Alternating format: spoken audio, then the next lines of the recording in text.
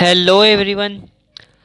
आज हम डिस्कस करेंगे ह्यूमन रिसोर्स मैनेजमेंट को। और ये टॉपिक्स जो आपको नज़र आ रहे हैं ये हम जो है आज डिस्कस करेंगे। पूरे लेक्चर के बाद आप ये तमाम टॉपिक्स जो है अच्छी तरह अंडरस्टैंड कर लेंगे कि ह्यूमन रिसोर्स मैनेजमेंट क्या होता है, इसकी डेफिनेशन क्या होती है, ह्यूमन रिसोर्स क्या होते हैं, मैनेजर क्या होता है, मैनेजमेंट क्या होती है, फंक्शन ऑफ मैनेजमेंट क्या होती है, function of human resource management क्या होता है, और इसके अलावा मैनेजर के स्किल्स कौन कौन से हैं, कितने टाइप्स के होते हैं, एक HRM के कौन कौन से फीचर्स होते हैं और किस तरह से उन्हें अप्लाई किया जाता है। इस लेक्चर 1 में आज आप इंशाल्लाह ये तमाम चीज़ें जो है अंडरस्टैंड करेंगे। तो आइए स्टार्ट करते हैं हमारे आज के लेक्चर को। तो ह्यूमन रिसोर्स मैनेजमेंट की जो डेफिनेशन है वो सिंपल डेफिनेशन है कि human resource management is the management of human resource. अगर हम इसकी डेफिनेशन की बात करें ह्यूमन रिसोर्स मैनेजमेंट की, तो वो ये कहती है कि ह्यूमन रिसोर्स मैनेजमेंट मैनेज करती है ह्यूमन रिसोर्स को। तो ये सारी की सारी जो हम ह्यूमन रिसोर्स मैनेजमेंट के अंदर डिस्कस करेंगे वो सारी की सारी हम करेंगे ह्यूमन रिसोर्स की। ह्यूमन रिसोर्स का ये मतलब होता है कि किसी भी ऑर्गेनाइजेशन के अंदर जो भी उसके एम्प्लॉयज़ होते हैं, जो भी वर्कर्स होते हैं, तो ह्यूमन से मुराद वो सारे एम्प्लॉयज़ और सारे वर्कर आ जाते हैं किसी भी ऑर्गेनाइजेशन के। तो उन एम्प्लॉयज़, उन वर्कर्स से जो भी हमें रिसोर्सेज मिल रहे हैं, फॉर एग्जांपल अगर कोई भी वर्कर कोई भी काम करता है ऑर्गेनाइजेशन में, तो उसका फ़ायदा किसको होता है? ऑर्गेनाइजेशन को। तो वो जो बेनिफिट है, जो फ़ायदा मिल रहा है उस वर्कर के ज़रिए, उस फ़ायदे, उस बेनिफिट को हम कहते हैं कि वो रिसोर्स है। मिल किससे रहा है? ह्यूमन से। तो जितने भी एम्प्लॉयज़ से हमारे रिसोर्स मिल रहे हैं, फ़ायदे मिल रहे हैं, उनको मैनेज करना, उसे हम कहते हैं ह्यूमन रिसोर्स मैनेजमेंट। तो सबसे पहले हम देख लेते हैं कि ह्यूमन रिसोर्स क्या होते हैं, क्योंकि हमें HRM के अंदर डिस्कस करनी है ह्यूमन रिसोर्स पर। तो ह्यूमन रिसोर्स की अगर हम डेफिनेशन पढ़ें तो ह्यूमन रिसोर्स की डेफिनेशन है कि all employees individual engaged in any organizational activity regardless of their level।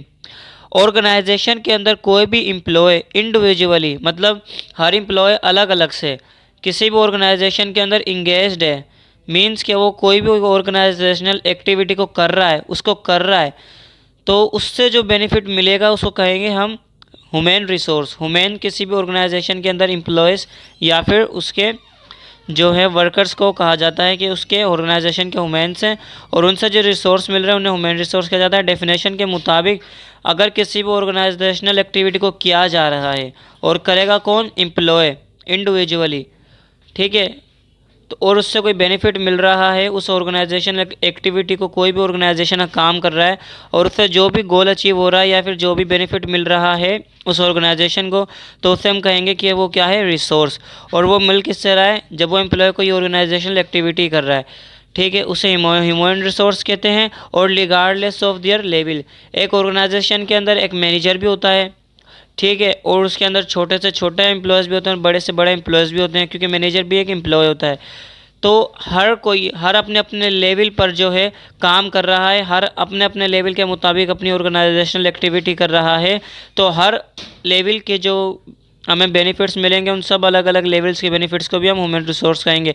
For example manager का जो है वो कोई और बेनिफिट प्रोवाइड कर रहा है, रिसोर्स दे रहा है कंपनी को, और इसके अलावा जो क्लर्क होता है वो अलग देता है, अकाउंटेंट होता है वो अलग देता है, लेकिन ये सारे क्या कर रहे हैं? एक रिसोर्स दे रहे हैं किसी भी ऑर्गेनाइजेशन को। तो इन सारे जो बेनिफिट हासिल हो रहे हैं इन एम्प्लॉयज़ के ज़रिए, इनको हम कहते हैं human resource.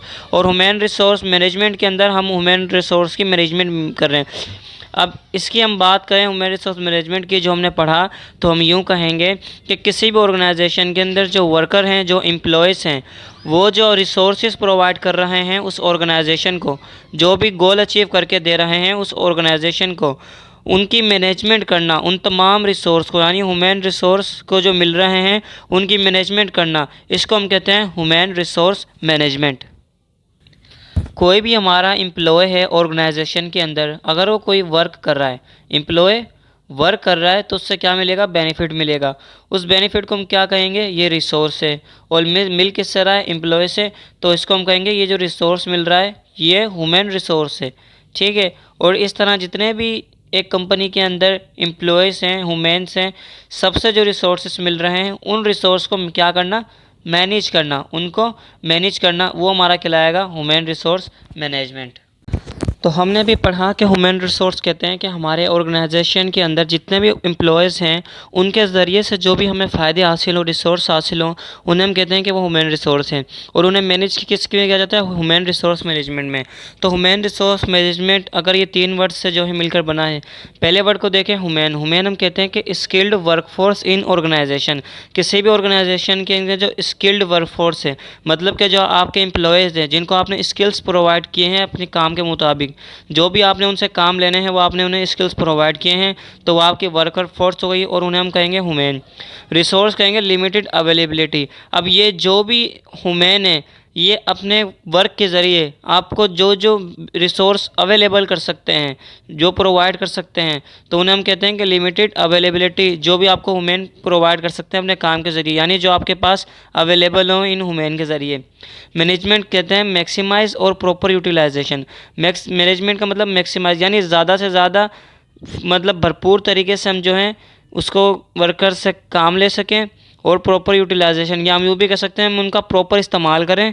And make best use of limited resource. अब जो भी हमें लिमिटेड रिसोर्स मिल रहे हैं, देरा कौन है? ह्यूमन। मिल रहे क्या है? रिसोर्स।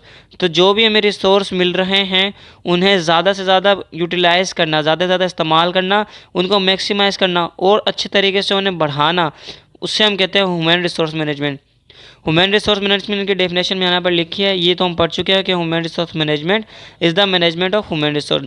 सेकंड इसकी डेफिनेशन है कि human resource management is the process, way, art of producing, developing, maintaining. Human resource management असल में एक प्रोसेस है, एक आर्ट है, एक वे है, जिसके अंदर क्या करा जाता है? जिसके अंदर हम प्रोड्यूसिंग, डेवलपिंग, मेंटेनिंग, यानी हम कोई भी चीज़ डेवलप करते हैं, बनाते हैं या फिर मेंटेन करते हैं एक वर्क फोर्स को। और किस लिए करते हैं? To achieve goal of an organisation. एक ऑर्गेनाइजेशन, एक कंपनी का जो भी मकसद है, जो भी गोल है, उसको अचीव करने के लिए हम क्या करते हैं? डेवलपिंग, मेंटेनिंग करते हैं किसी भी ऑर्गेनाइजेशन की वर्क फोर्स के अंदर, ताकि हमारा जो है अचीव हो जाए गोल इन इफेक्टिवनेस एंड एफिशिएंट मैनर। ठीक है, इफेक्टिवली और एफिशिएंटली हमें उसका जो गोल है वो मिल जाए। इसलिए हम क्या करते हैं? उसके वर्कर्स की डेवलपिंग, मेंटेनिंग और प्रोड्यूसिंग करते हैं। ठीक है, तो ये प्रोड्यूसिंग, मेंटेनिंग और डेवलपिंग ये जो करते हैं, इस पूरे प्रोसेस को नाम दिया जाता है ह्यूमन रिसोर्स मैनेजमेंट का। अभी हमने पढ़ा कि ह्यूमन रिसोर्स मैनेजमेंट असल में क्या मैनेज करती है। ये एक ह्यूमन रिसोर्स मैनेजमेंट एक प्रोसेस है। इसके अंदर हम क्या करते हैं? डेवलप करते हैं, मेंटेन करते हैं और क्या करते हैं? प्रोड्यूसिंग करते हैं अपनी वर्क फोर्स को। इसलिए करते हैं ताकि हमारे जो गोल्स हैं उन्हें हम जो है बेहतरीन तरीके से, जो अच्छे तरीके से उन्हें अचीव कर सकें। तो हमने बात की कि ह्यूमन रिसोर्स मैनेजमेंट में सब कुछ होगा, प्रोसेस है। और ये प्रोसेस करेगा कौन? लाजमी सी बात है कि जब मैनेजमेंट हो रही है तो कोई ना कोई करेगा उसको। तो ह्यूमन रिसोर्स मैनेजमेंट की मैनेजमेंट जो करता है, यानी प्रोड्यूसिंग, डेवलपिंग और मेंटेनिंग, ये सब कुछ कौन करता है? ये करता है human resource manager. Human resource manager ही वो पर्सन है जो क्या करेगा? मैनेजमेंट करेगा, मतलब डेवलपिंग, मेंटेनिंग, प्रोड्यूसिंग करेगा। तो किसी भी ऑर्गेनाइजेशन के अंदर ह्यूमन रिसोर्स मैनेजमेंट को मैनेज कौन कर रहा होता है? Human resource manager. तो हम यूँ कह सकते हैं कि मैनेजर इज समवन वो manage all of the resources. तो मैनेजर क्या करता है? कि मैनेज करता है ऑल ऑफ द रिसोर्सेज, तमाम रिसोर्सेज को जो भी ऑर्गेनाइजेशन के हैं और जो किससे मिल रहे हैं? ह्यूमन से। To achieve goal of organisation effectively and efficiently, ताकि जो ऑर्गेनाइजेशन के गोल्स हैं, जो सेट गोल, जो गोल्स हमने सेट किए हैं कि हमें अचीव करने, उन्हें हम इफेक्टिवली और एफिशिएंटली हासिल कर सकें। तो ये तमाम की तमाम मैनेजमेंट कौन करेगा? ये मैनेजर करेगा। तो ऑर्गेनाइजेशन के गोल को क्या किया जा सके, हासिल तो किया जा सके, मगर इफेक्टिवली और एफिशिएंटली। इफेक्टिवली का मतलब होता है कि जो भी हम स्किल्स देंगे अपने एम्प्लॉयज़ को, वो उनके स्किल्स जब वो कोई भी अपनी वर्क करें तो वो वर्क उनका इफेक्ट करे। इफेक्ट का मतलब हमारा गोल क्या हो? हमारा गोल जो है वो अचीव हो जाए। ऐसा ना हो कि वो अपना वर्क भी करें और हमें कोई इफेक्ट ना हो रहा हो उनकी वर्क से। तो इफेक्टिवली मतलब हमारा गोल अचीव हो जाए। और एफिशिएंटली का मतलब क्या हो? हमारा जो इनपुट हो, मतलब हम क्या करें, मेहनत जो हमारे, जो हम सोर्स लगाएं वो कम से कम लगाएं, कम से कम जो है हम अपनी जो एसेट्स हैं वो उन पर जो है यूज़ करें, मगर हमें आउटपुट जो है वो बहुत ज़्यादा मिले, बहुत मैक्सिमम मिले, प्रॉपर तरीके से मिल सके, कम हमारे रिसोर्स को यूज़ करते हुए। तो वो मैनेज कौन करेगा, वो करेगा ह्यूमन रिसोर्स मैनेजर, और इसी को कहते हैं ह्यूमन रिसोर्स मैनेजमेंट। तो हमने भी डिस्कस किया था कि ह्यूमन रिसोर्स मैनेजमेंट के अंदर हम क्या करते हैं, मैनेजमेंट करते हैं, ठीक है। तो मैनेजमेंट असल में होती क्या है, मैनेजमेंट होती है कि किसी भी ऑर्गेनाइजेशन के रिसोर्सेज की मैनेजमेंट करना। वो 4 कैटेगरीज में उसको डिवाइड किया गया है कि मैनेजमेंट किस तरह से की जाती है। मैनेजमेंट के अंदर जो है अंडर 4 जो है हमारे पास पॉइंट्स आ जाते हैं। पहला कि जब हम किसी भी ऑर्गेनाइजेशन की मैनेजमेंट करते हैं तो सबसे पहले हम मैनेजमेंट के अंदर प्लानिंग करेंगे। प्लानिंग करने के बाद ऑर्गेनाइजिंग करेंगे, उसके बाद लीडिंग करेंगे, ऑर्गेनाइजिंग करने के बाद उसकी लीडिंग करेंगे, उसके बाद उसकी कंट्रोलिंग करेंगे। तो जब ये चारों कैटेगरीज, ये चारों जो है हम फॉलो कर लेंगे, ये चारों जो है हम मैनेज कर लेंगे, तो हम कहेंगे कि हमने मैनेजमेंट कर ली। और ह्यूमन रिसोर्स मैनेजमेंट के अंदर हम मैनेजमेंट ही करते हैं। तो मैनेजमेंट करने के सबसे पहले आपको 4 स्टेप्स हैं। पहला प्लानिंग करनी पड़ेगी, ऑर्गेनाइजिंग करने की पड़ेगी, लीडिंग करनी पड़ेगी, कंट्रोलिंग। इनमें से अगर आपने कोई भी एक जो है फॉलो नहीं की, फॉर एग्जांपल प्लानिंग कर ली, ऑर्गेनाइजिंग कर ली, लीडिंग नहीं की, ठीक है, तो इस तरह से हमारा गोल अचीव नहीं हो सकता है। तो ये 4 स्टेप्स जो है हमें फॉलो करने होते हैं। तो हम पढ़ते हैं कि मैनेजमेंट के अंदर सबसे पहले प्लानिंग करते हैं। प्लानिंग क्या होती है? प्लानिंग का मतलब ये होता है कि जब आप किसी भी ऑर्गेनाइजेशन की मैनेजिंग स्टार्ट करोगे, मैनेजमेंट करोगे, तो सबसे पहले आप उसके प्लानिंग करोगे। प्लान का मतलब होता है कि आपको क्या करना है, प्लान सेट करना है। सेट प्लान ऑब्जेक्टिव के मतलब आपको कौन कौन से जो हैं अपने ऑर्गेनाइजेशन के अंदर गोल्स अचीव करने हैं, क्या प्लान है आपका, कौन सा प्लान आपने अचीव करना है। आप ऑब्जेक्टिव्स जो है वो सेलेक्ट करोगे, ऑब्जेक्टिव्स जो है अपने एम्प्लॉयज़ को बताओगे कि ये ऑब्जेक्टिव्स पर हमें जो है काम करना है। सेट स्ट्रेटजीज़, आपने उनको स्ट्रेटजीज़ बतानी होंगी कि हमें ये गोल जो अचीव करने हैं, और हाउ यू अचीव गोल, और किस तरह से हमें जो है ये गोल अचीव करना है, वो सारे प्लान आप बनाओगे। तो प्लानिंग के अंदर आप क्या करते हो, आप एक इस्टेब्लिश करते हो ऑब्जेक्टिव को, पर्पस को, गोल को अपने सेट करते हो, और हाउ यू अचीव गोल आप ये डिसाइड करते हो, पूरा एक प्लान बनाते हो। आपने प्लान बना लिया, अब आप ऑर्गेनाइजिंग करोगे। अब आपने प्लान बना लिया तो आपको उस प्लान के लिए क्या क्या रिसोर्सेज चाहिए, what resources need to achieve goal. उस प्लान को जो आपने प्लानिंग में बनाए थे कि हमें अचीव करने हैं, उसको अचीव करने के लिए कौन कौन से रिसोर्सेज चाहिए। वो रिसोर्स ह्यूमन रिसोर्स भी हो सकते हैं, इंडिविजुअली अलग अलग जो है रिसोर्स भी हो सकते हैं एम्प्लॉयज़ के, या फिर ग्रुप बनाकर रिसोर्स चाहिए हो तो वो भी हो सकते हैं। एनी टाइप अदर रिसोर्सेज भी आपको चाहिए होते हैं, मशीनरीज भी, जो भी आपको रिसोर्सेज चाहिए वो हम किस में सेलेक्ट करते हैं, डिसाइड करते हैं, ऑर्गेनाइजिंग के अंदर वो मैनेजमेंट करते हैं। प्लानिंग, हम अपने गोल को सेट करेंगे, हमें ये गोल सेट करना है, फिर इस गोल के लिए हमें क्या क्या रिसोर्सेज नीड है उनको मैनेज करना, वो ऑर्गेनाइजिंग है। थर्ड है लीडिंग। प्लानिंग कर ली, ऑर्गेनाइजिंग कर ली, अब आप लीडिंग करेंगे। लीडिंग का मतलब motivate your employees to show performance actually. अब आपने प्लानिंग भी कर ली, ऑर्गेनाइजिंग भी कर ली, अब आप के वर्कर्स क्या कर रहे हैं, काम कर रहे हैं। अब डे बाय डे जैसे टाइम जो है गुजरता जाएगा तो आपको अपने वर्कर्स को मोटिवेट करना पड़ेगा ताकि उनमें जो है वो अपनी परफॉर्मेंस को और ज़्यादा बेटर जो है वो आपको बेटर तरीके से वो कर सके, बेटरली कर सके। तो उनकी परफॉर्मेंस को बेटर बनाने के लिए आपने उन्हें बार बार मोटिवेट करना पड़ता है, अपने एम्प्लॉयज़ को मैनेज करना पड़ता है, उन्हें स्किल्स प्रोवाइड करते हैं कि हमने फॉर एग्जांपल कोई भी प्लान सेलेक्ट किया हुआ है कि उसके शुरू के मतलब आपके शुरू के आप उनको स्किल्स बताओगे, फिर आगे के आप उन्हें स्किल्स बताओगे, तो आप उन्हें क्या कर रहे हो, बार बार मोटिवेट कर रहे हो, ठीक है, ताकि वो वीक ना हो और वो उस गोल को अचीव करने में कोई मिस्टेक वगैरह ना कर दे। तो आप उन्हें मोटिवेट करते हैं, उसे कहते हैं लीडिंग। प्लान भी सेट कर लिया, उस प्लान को अचीव करने के लिए क्या रिसोर्सेज चाहिए आपने वो भी मैनेज कर लिया, और आपने एम्प्लॉयज़ को मैनेज कर लिया, रेडी कर लिया कि वो इस प्लानिंग और प्लानिंग को देखते हुए रिसोर्स को यूज़ करें। लास्ट स्टेप होती है कंट्रोलिंग। मैनेजमेंट की लास्ट होती है कंट्रोलिंग। सबसे इंपॉर्टेंट हमारा ये स्टेप होता है कंट्रोलिंग का। अब कंट्रोलिंग में आप क्या देखते हैं, कंट्रोलिंग को हम मॉनिटरिंग भी कहते हैं, कंट्रोलिंग को हम मॉनिटरिंग भी कहते हैं। आप क्या करते हैं इसके अंदर, आप कंट्रोलिंग, ये सारे प्रोसेस हो गए, आपके वर्कर्स ने कहा कि आपने जो भी रिसोर्सेज दिए थे उस रिसोर्सेज को यूज़ करते हुए मैं प्लान को अचीव कर लिया, तो अब आप कंट्रोलिंग मॉनिटरिंग करेंगे। आप देखेंगे कि आइदर योर गोल अचीव और नॉट, कि आपका जो प्लान आपने बनाया था शुरू में वो प्लान आपको अचीव हुआ या नहीं हुआ, जो स्ट्रेटजीज आपने रखी थी, स्ट्रेटजीज जो आपने रखी थी वो आपको अचीव हुई या नहीं। ठीक है, वो आप देखेंगे। नहीं हुई तो फिर आप क्या करेंगे, दोबारा से सारी मैनेजमेंट करेंगे और जहाँ मिस्टेक हुई इसको सही करेंगे। और अगर आपको हो गया है गोल अचीव, भले उस लेवल का ना हुआ हो जिस लेवल का आपको गोल अचीव करना था, लेकिन आपको गोल अचीव हो गया हो, भले उससे कम हुआ हो जो आपने प्लान बनाया था, तो आप परफॉर्मेंस मेयर करेंगे परफॉर्मेंस, कि अगर आपका वो गोल अचीव हुआ है तो कितना इफेक्टिवली है और कितना एफिशिएंटली है। ठीक है, अगर गोल अचीव हो गया है तो आपको देखना पड़ेगा क्योंकि कि वो गोल जो हमें जो प्लान हमने बनाया था, जो गोल हमें मिला है, हासिल हुआ है, वो कितना इफेक्टिवली और कितना एफिशिएंटली। इफेक्टिवली का मतलब कि वो गोल जो हम चाह रहे थे वो हमें मिला भी या नहीं।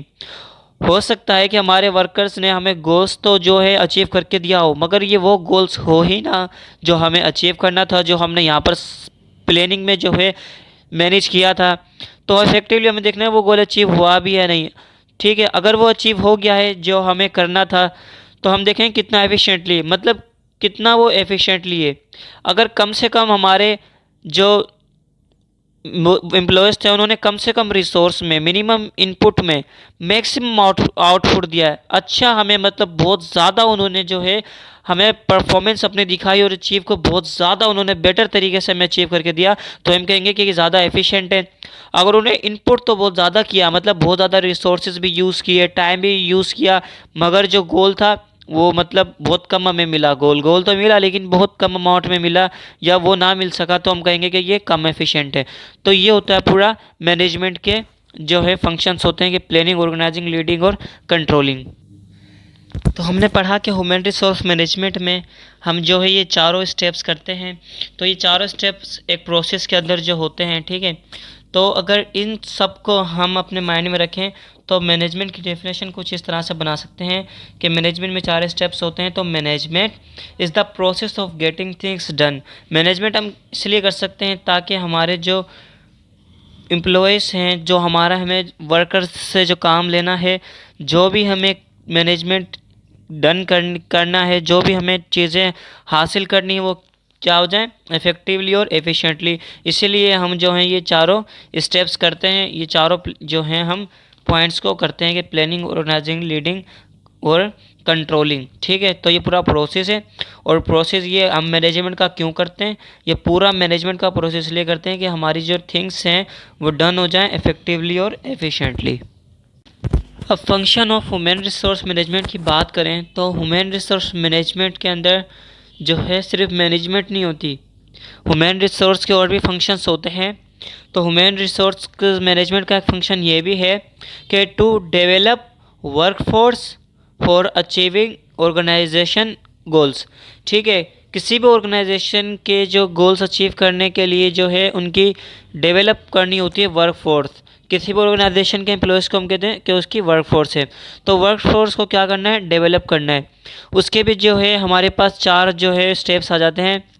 फर्स्ट हम जो है जब डेवलप करेंगे वर्कफोर्स, उसके लिए हमें चार स्टेप्स जो है फॉलो करने पड़ेंगे, चार स्टेप जो है मैनेज करने पड़ेंगे। First bringing people, then repair them, third stimulating them and fourth keeping them. ठीक है, अब जब हम वर्कफोर्स को डेवलप करेंगे तो सबसे पहले हम क्या करेंगे, ब्रिंगिंग पीपल। हम ब्रिंगिंग पीपल का मतलब होता है स्टाफिंग। स्टाफिंग इसके नाम से ही पता चल रहा है कि हम पीपल्स को क्या करेंगे, hire people and make part of your organisation. सबसे पहले हमें वर्कफोर्स डेवलप करनी है, तो इसका मतलब ये है कि हमें वर्कफोर्स अपनी ऑर्गेनाइजेशन के अंदर लानी पड़ेगी। लाएंगे कैसे, फर्स्ट स्टेप को फॉलो करके के स्टाफिंग करेंगे, यानी हायर करेंगे पीपल। किस तरह करेंगे, हम सिलेक्शन करेंगे जो हमारे ऑर्गेनाइजेशन के जो है गोल्स अचीव करने के जिसके स्किल्स जो हैं मैच कर रहे होंगे, उन पीपल्स को हम हायर करेंगे, बार बनाएंगे अपनी ऑर्गेनाइजेशन के ज़रिए से। स्टाफिंग में हम करते क्या है कि जो आउटसाइड टैलेंटेड होता है उसको अट्रैक्ट करते हैं अपनी ऑर्गेनाइजेशन के अंदर, अपनी ऑर्गेनाइजेशन के अंदर उस टैलेंट को लेकर आते हैं। उसको लेकर आ गए, उनको अब क्या करेंगे, प्रिपेयर दें। अब हम उन पीपल्स को एम्प्लॉयज़ को हम अपनी ऑर्गेनाइजेशन के अंदर लेकर आ गए, अब उनकी डेवलप करेंगे। जो हमने अपने प्लान सेट किए हुए, अपनी स्ट्रेटजी सेट की हुई ऑर्गेनाइजेशन की, उनके मुताबिक उनको स्किल्स प्रोवाइड करेंगे।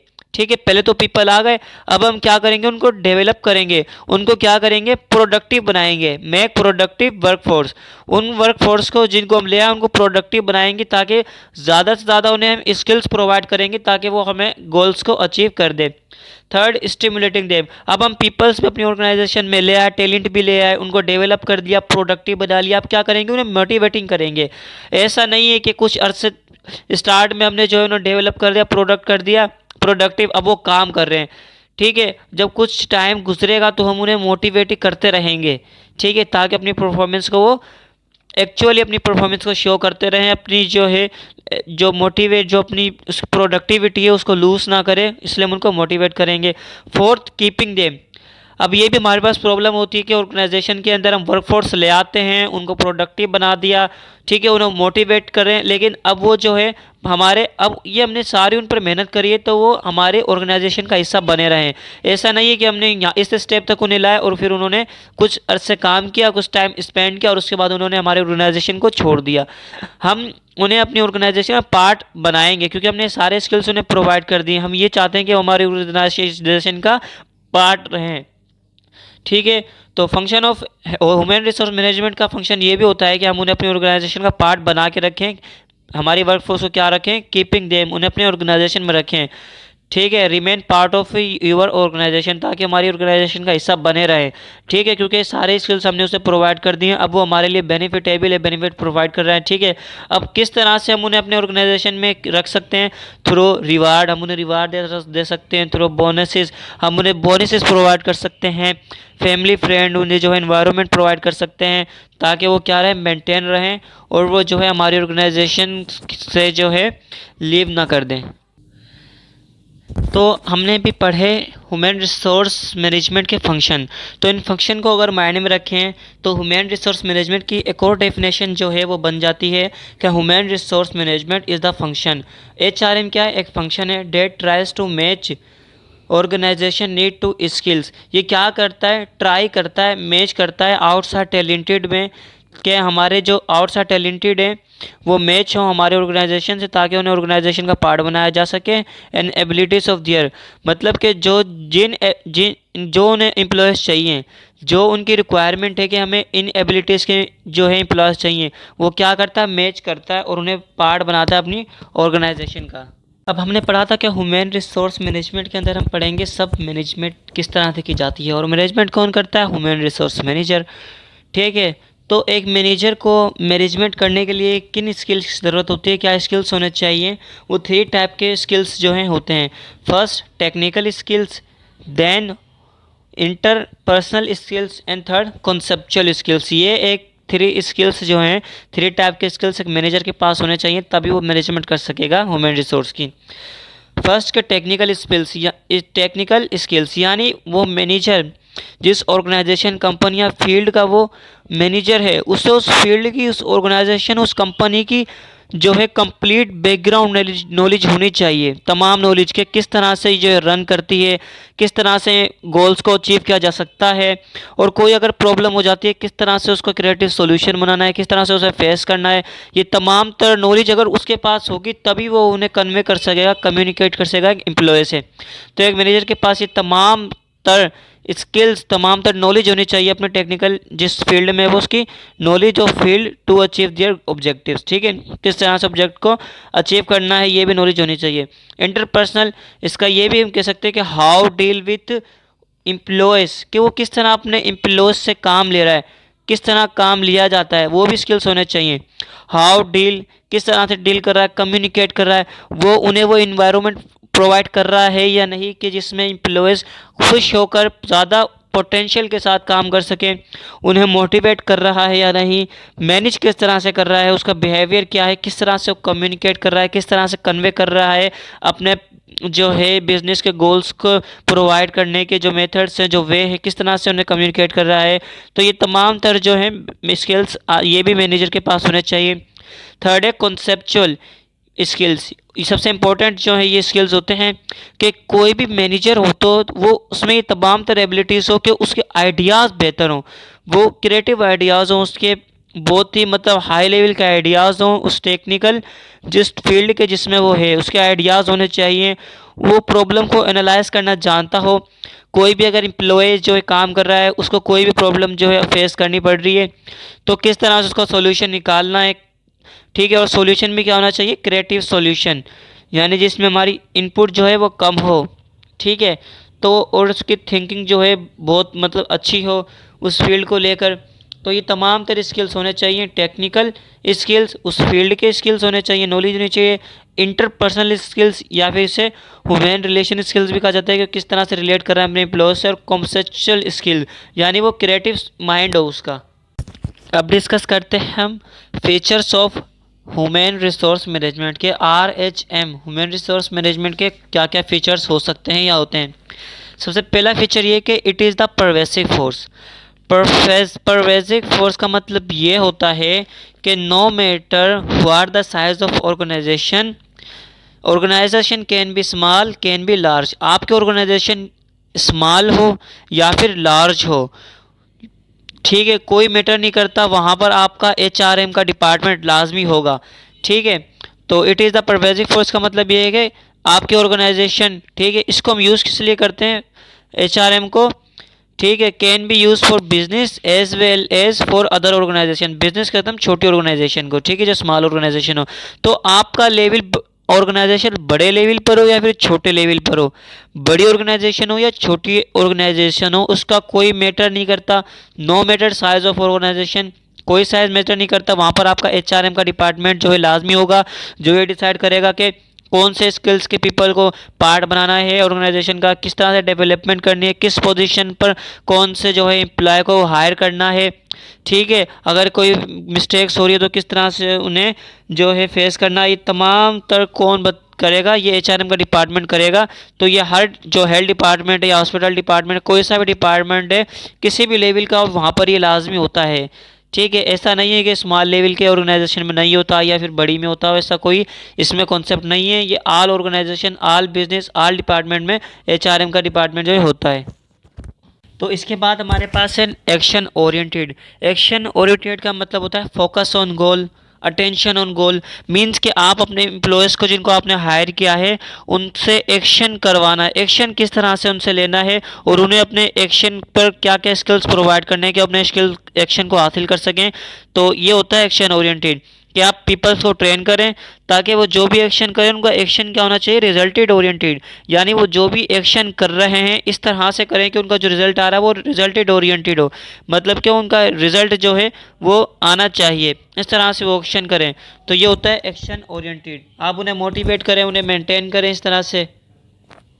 इसके बाद है इंडिविजुअल ओरिएंटेड। इंडिविजुअल का मतलब हर जो अलग अलग जो एम्प्लॉय होगा वो जिस तरह जो उन्हें किस तरह से जो है उनकी परफॉर्मेंस जो है वो हमने दी है उनको करने के लिए, वो अपनी परफॉर्मेंस शो भी कर रहे हैं या नहीं। तो हम इंडिविजुअल ओरिएंटेड में मतलब कि जिस एम्प्लॉय को अलग अलग देखेंगे कि जिस फॉर एग्जांपल किसी भी अगर एम्प्लॉय को किसी भी पोजीशन के लिए हायर किया है तो उसकी परफॉर्मेंस चेक करेंगे बिजनेस के पॉइंट ऑफ व्यू से, क्या वो परफॉर्मेंस दे भी रहा है या नहीं, रिजल्ट हमें अचीव करके दे रहा है या नहीं।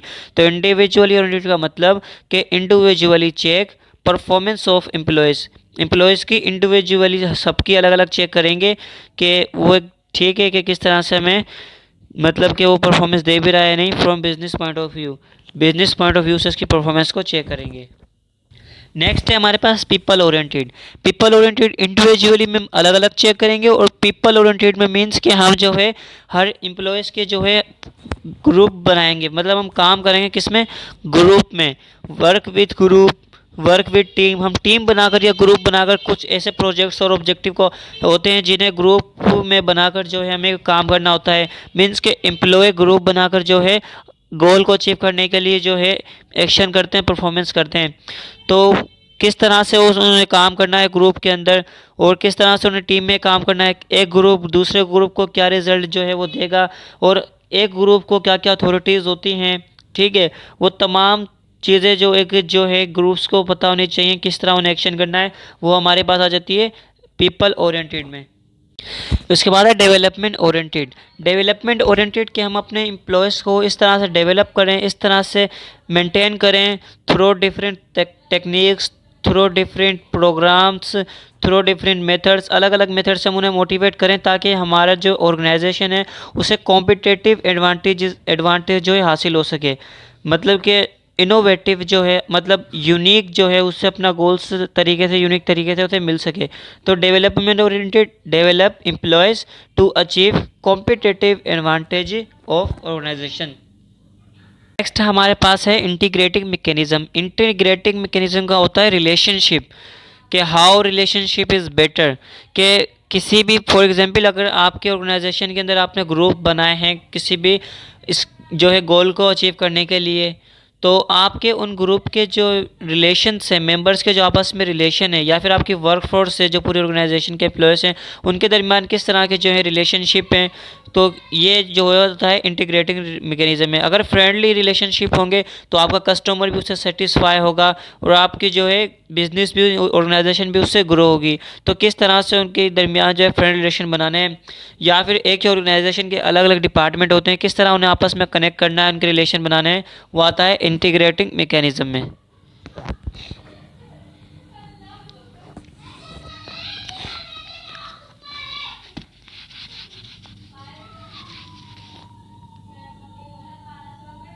लास्ट है हमारे पास कंटिन्यूस प्रोसेस। लास्ट है कंटिन्यूस प्रोसेस। कंटिन्यूस प्रोसेस का मतलब ये होता है कि आपने अब जब आपने ये सब चीज़ें सेट की थी अपने गोल को अचीव करने के लिए, तो आपने सिर्फ वन टाइम नहीं करनी, आपने सिंगल टाइम नहीं करनी कि आपने एक टाइम करा और उसके बाद छोड़ दिया। आपने कंटिन्यूस करते रहना है, बार बार जो है आपने पीपल्स भी हायर करने हैं, इंडिविजुअल भी सबकी अलग जो है डेवलपमेंट करनी है, ग्रुप्स मेंबर्स की भी डेवलपमेंट करनी है। एक्शन ओरिएंटेड मतलब उन्हें बताया जाए उन्हें किस तरह से अपने गोल को अचीव करना है, उनका जो एक्शन है वो रिजल्टेंट ओरिएंटेड होना चाहिए, रिजल्टेड दे सके। डेवलपमेंट आप उनकी करते रहें बार बार, और उनके बार बार जो है ना मोटिवेट करते रहें कि उनके जो है वर्कफोर्स के बिटवीन जो रिलेशन है उन्हें बेहतर बनाया जाए, ताकि हमारा जो प्रोडक्ट है वो इफेक्टिव हो और कस्टमर सेटिस्फाई हो। तो आपने ये प्रोसेस क्या करना है, बार बार कंटिन्यूस जो है वो करते रहना है। तो ये थे हमारे पास फीचर्स थे HRM के। तो आज हमने जो भी टॉपिक्स पढ़े उनको पढ़कर ये 4 डेफिनेशंस जो है ह्यूमन रिसोर्स मैनेजमेंट की हमने पढ़ी। ये 3 तो हम जो डिस्कस कर चुके हैं कि HRM is the management of human resource, it is the function that tries to match organisation need, skills and abilities of their employees. HRM is developing, producing, maintaining workforce to achieve goal of organization in effectively and efficient manner. ठीक है, अब एक और definition है कि set of policies and practice to carrying out human और people resource. ठीक है, हम ऐसा एक सेट बनाएं पॉलिसीज़ और प्रैक्टिसेस का जिसको अप्लाई करें हम अपनी वर्कफोर्स पे, अपने पीपल पे, ऑर्गेनाइजेशन के ह्यूमन से, तो फिर क्या हो, हमें ज़्यादा से ज़्यादा रिसोर्सेज मिल सकें। तो ये आज हमने डिस्कस किया और मुझे उम्मीद है कि आपको ये सब कुछ बेहतर तरीके से समझ आया होगा। अगर आ गया हो तो वीडियो को लाइक करना ना भूलें और साथ ही साथ सब्सक्राइब के बटन पर भी क्लिक करें। थैंक यू, मिलते हैं नेक्स्ट वीडियो में।